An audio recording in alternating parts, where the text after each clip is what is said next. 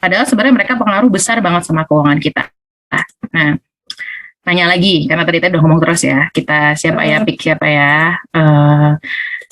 Kita pick Mbak Mawadah. Ada nggak Mbak Mawadah? Halo Mbak Mawadah. 12 aku tahu. Oke, kalau pernikahan itu pasti senang terus nggak sih Mbak? Masih single, Bu. Ya enggak, maksudnya kalau menurut Mbak Mawadah nanti kalau pernikahan itu pasti senang terus nggak? Enggak juga sih, pasti ada tantangan juga yang dihadapi nantinya. Oke, kalau enggak berarti ya, kalau enggak kenapa sih tantangannya kayak apa sih Mbak Mawadah? Gimana ya Kak jawabnya? Pasti entah itu masalah keuangan atau masalah selisih pendapat gitu. Pasti ada ya selisih pendapat. Oke, Ya. jadi ada kemungkinan pernikahan itu pasti nggak senangnya, nggak selalu senang. Makasih Mbak Mawadah. Oke, kita pick satu lagi laki-laki. Dr. Ramlan Zuhair. Assalamualaikum Pak Dokter. Ini DR dokter ya? Iya benar. Betul, oke. Mau tanya dong, aku pengennya Mas Ramlan aja ya. Boleh. Mas Ramlan, kalau pernikahan itu pasti senang terus nggak sih? Enggak, kadang-kadang senang. Tapi lebih sering senang sih. Alhamdulillah saya udah nikah, ada 4 bulan nikah. Oh gitu, alhamdulillah. Udah mau Jadi punya ada juga. senangnya. Ada senangnya, Oke. tapi ada senangnya, ada yang gak senangnya juga. Tapi alhamdulillah banyak senangnya. Banyak senangnya. Ini kalau ngomongin ada enggaknya, sebelahnya ada istrinya lagi. Jadi nggak enak. Nggak jadi ditanya deh, berarti banyak senangnya ya. Oke, makasih Mas Ramlan. Sama-sama. Kita tanya yang masih single aja deh. Ada Mas Lutfi. Ini Mas apa Mbak ya? Mas apa namanya masih gelap. Assalamualaikum. Waalaikumsalam. Oh Mbak Lutfi. Oke, Mbak Lutfi single apa sudah menikah Mbak Lutfi? Masih single. Masih single. Boleh tahu nggak Mbak Lutfi, menurut Mbak Lutfi kalau pernikahan itu pasti seneng nggak? Pasti seneng terus nggak? Nggak juga ya? Enggak, pasti ada naik turunnya. Ada naik turunnya. Kira-kira turunnya tuh karena apa sih? Mungkin ada masalah dari hal kecil sampai hal besar, dari keluarga sendiri sampai keluarga gede, mungkin gitu Mbak. Mungkin ya betul. Jadi memang ada masalah tuh bukan, benar banget, nggak cuman karena kita doang ya. Jadi ada kemungkinan karena keluarganya pasangan atau karena keluarga kita sendiri gitu. Makasih Mbak Lutfi atas masukan dan alasannya. Oke, jadi betul. Memang pernikahan itu ada nggak senangnya, ada juga senangnya. Banyak senangnya kalau kata Mas Ramlan. Banyak senangnya kalau kita menemukan pasangan yang tepat. Tapi banyak juga nggak senangnya kalau kita temu pasangan yang nggak tepat. Taunya dari mana? Oke, di sini ya dibahas. Jadi menikah tuh nggak selalu manis. Resiko terburuk jika kita tidak melakukan komunikasi keuangan atau komunikasi banyak hal pada calon pasangan adalah perceraian. Jadi ya ini senangnya ternyata ujung-ujungnya udahan gitu kan. Tapi kita nggak pengen kan itu terjadi gitu ya. Tapi ternyata faktanya ekonomi itu adalah alasan kedua perceraian di Indonesia. Setelah pertengkaran terus-menerus, yang mana nggak tahu kenapa pertengkarannya gitu kan. Bisa jadi ya karena ekonomi juga gitu ya. Mungkin kalau di sisi perempuan ngerasanya kenapa kok suamiku di rumah udah aku juga capek kerja, tapi dia juga pulang kerja nggak mau bantu anakku gitu kan, nggak jagain anak. Misalnya itu juga bisa jadi pertengkaran gitu ya. Atau suami kena PHK gitu kan, nggak ada bantuan sama sekali dari dia, itu bisa banget jadi salah satu penyebab ini ya cekcok rumah tangga gitu ya. Jadi makanya perlu ada komunikasi gitu ya. Yang pertama komunikasi sama keluarga dulu ya sebelum ke calon pasangan ya. Tadi kalau komunikasi sama pasangan adalah resiko terburuknya adalah perceraian. Kalau resiko tidak dilakukan komunikasi pada keluarga kita, ya ini sandwich generation. Sandwich generation itu apa? Artinya apa sih kalau gambar sandwich kayak gini? Ini orang tua jadi roti paling atas, anak roti paling bawah, kita di tengah-tengah jadi tomatnya gitu. Jadi gambarnya sandwich gini. Artinya apa? Kita sebagai orang yang produktif bekerja, kita harus menghidupi orang tua dan juga menghidupi anak. Gitu. Kalau kita nggak ada komunikasi, Pak, nanti aku tuh mau nikah sama si A, gitu kan? Si A ini anak pertama, adiknya 3, gitu. Dia diharapkan untuk jadi tulang punggung keluarga karena orang tuanya udah mau pensiun, gitu. Boleh nggak aku nikah sama dia? Tapi abis nikah nanti aku nggak kerja. karena dia minta aku ikut pindah kota misalnya gitu. Waduh, kata orang tua. Waduh, sebentar. Papa mama udah sekolahin kamu kuliah sampai tinggi. Kok kamu habis itu nggak kerja? Waduh, kalau nggak ada komunikasi pada keuangan sama orang tua kayak gini, yang ada nanti pasca nikah ada sedikit crash, ribut-ribut gitu ya. Padahal niatnya kita kan pengen tetap membahagiakan orang tua, tapi juga membahagiakan istri dan juga suami gitu kan ya. Tapi karena tidak ada komunikasi, akhirnya jadi ribut gitu kan. Terus resiko lainnya hutang orang tua. Kita nggak tahu tiba-tiba orang tua ternyata misalnya kena COVID terus meninggal dunia, tiba-tiba kita ditagih hutang, nggak ada komunikasi ya.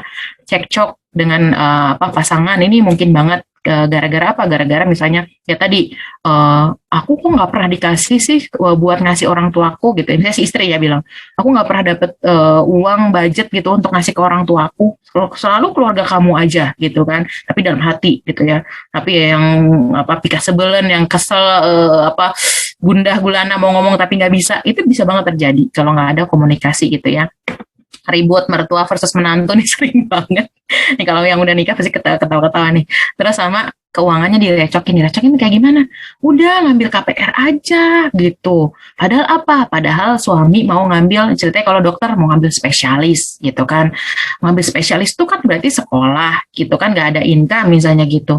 Kalau ngambil KPR kan udah ada utang gitu, direcokin, segala keputusan keuangan kita direcokin karena apa? Kita nggak ada komunikasi. Coba bilang, Mah, Pak, ini saya mau nikah sama si A mau ngambil spesialis abis ini, jadi kita numpang dulu ya gitu, numpang dulu di rumah mama papa gitu sampai beberapa tahun selesai dia spesialis, baru nanti kita ngambil rumah gitu kan. Itu kan enak kalau ada komunikasi kayak gitu.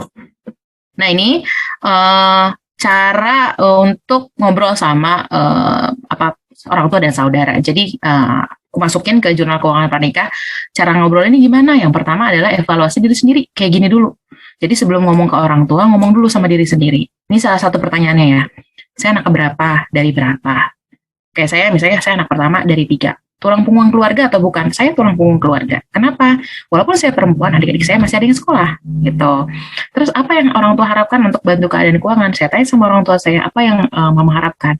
Mama harapkan sih sebenarnya nanti kamu bisa bantuin, walaupun kamu udah jadi istri orang. Oke, berarti saya harus mulai nih saat single. Gimana caranya saya nanti pasca nikah, ceritanya udah punya anak, nggak kerja lagi, tapi masih bisa dapat income. Nah itu kan harus dibangun dari sekarang, dari saat single. Nggak bisa nanti bukan nggak bisa, sebenarnya agak lama kalau nanti baru nikah, baru mikirin mau gimana gitu kan. Padahal sebenarnya kan kalau bisnis harus dibangun sejak lama gitu kan. Terus apakah saya diharapkan mengurus orang tua pasca mereka pensiun atau sakit? Ini biasanya bungsu. Biasanya ya, bungsu-bungsu tuh diharapkan untuk ngurus orang tua gitu kan, karena kakak-kakaknya udah jauh merantau gitu. Sementara kalau kita nggak ngomongin kayak gini, kita misalnya terlanjur menikah dengan pasangan yang meminta kita untuk ikut pergi ke luar negeri misalnya gitu, tapi kita nggak ngomongin itu sama orang tua, akhirnya orang tua jadi sedih ya kan, orang tua jadi ya udah deh gitu ya. Sebenarnya masih bisa sih, walaupun udah jalan ya udah, akhirnya ntar ada keluarga yang lain yang akan ngurus.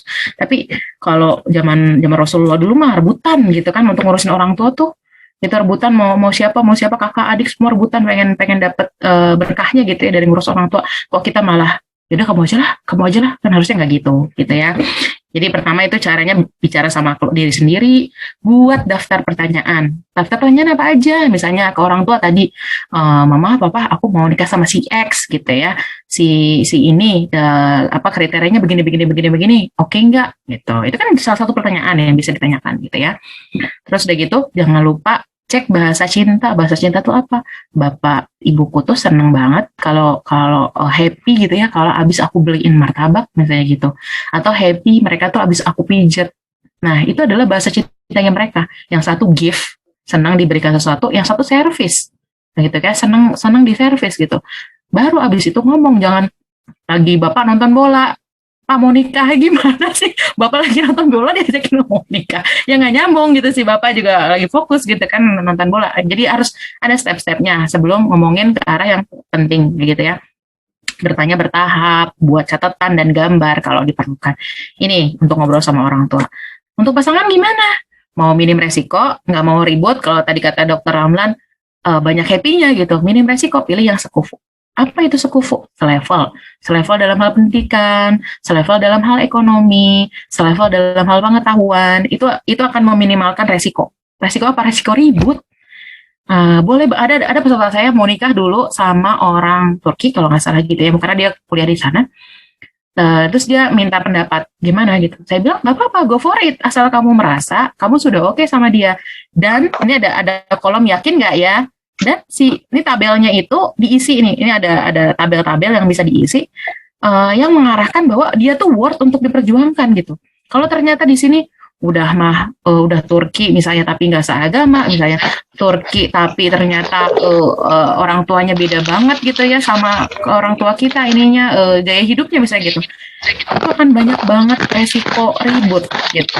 Dan kalau buat saya, buat apa diperjuangkan kalau ternyata ujung-ujungnya terlalu banyak masalah satu sama lain gitu. Itu maksudnya adalah sekufu ya di sini gitu. Nah terus tentunya kalau masalah keuangan ya cek kesehatan calon gitu ya. Nanti ada kolomnya bisa diisi sama calon pasangan. Jadi ini bukunya bisa diisi berdua. Tapi aku nggak bisa ngomongin langsung ke cek kesehatan calon terus nanya-nanya duit, nggak bisa, nggak enak ngomong kayak gitu kan. Ya udah observasi aja dulu. Gaya hidupnya gimana sih lewat sosial media? Kayaknya sering banget tuh dia beli sepatu baru. Bentar-bentar dia nongkrong di kafe ini, kafe itu. Kayaknya aku nggak cocok deh sama dia. Gitu. Kelihatan kan dari gaya hidup di sosial medianya gitu kan. Atau keseharian lewat teman-teman. Dia sering nabung nggak sih? Motornya apa sih yang dia punya? Oh dia CBR yang paling baru gitu kan. Aduh kayaknya nggak cocok nih. Sementara aku Supra X aja nggak ganti-ganti misalnya gitu ya. Atau Mio udah masih ada nggak sih Mio gitu. Dia yang terbaru terus. Sementara aku enggak gitu kan. Terus kalau observasi udah, tapi aku pengen lebih deep lagi, bisa nanya yang tersirat.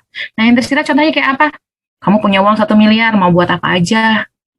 Oh aku mah langsung dong ke Maldives atau ke jalan-jalan ke Eropa. Oke, berarti beda nih prioritasnya sama aku. Kalau aku mau ngambil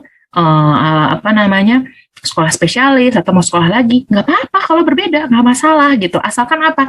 Kita ada proses untuk tanya jawab, wawancara. Bukan berarti kalau tadi observasi kan sebenarnya udah kelihatan ya dia nggak oke, kayaknya udahlah gitu. Tapi kalau pertanyaan tersirat ini untuk didiskusikan. Jadi kalau dia berbeda tanya, kenapa pengen ke Eropa? Kenapa pengen bayar hutang orang tua misalnya gitu? Itu oke untuk didiskusikan gitu ya. Baru kalau emang lebih deep ya cek kesehatan ini lebih enak gitu. Apakah artinya kalau abis dari sini terus kesehatannya jelek banget, aku nggak oke sama dia misalnya gitu? Ya itu your choice gitu. Nah makanya di sini aku bantu lagi dengan tabel yakin nggak ya, pakai tabel yakinnya nggak ya, karena kadang kita sering banget yakin nggak ya, tapi nggak pernah kita telusuri plus minusnya secara tertulis. Jadi ini nanti kita bantu untuk menentukan oke nggak ya dia gitu ya dengan beberapa tabel-tabel tambahan. Misalnya tadi kan ada agama, soal suku misalnya, terus kemudian gaya hidup, semua dimasukin di sini gitu ya untuk menentukan kita lanjut apa enggak gitu.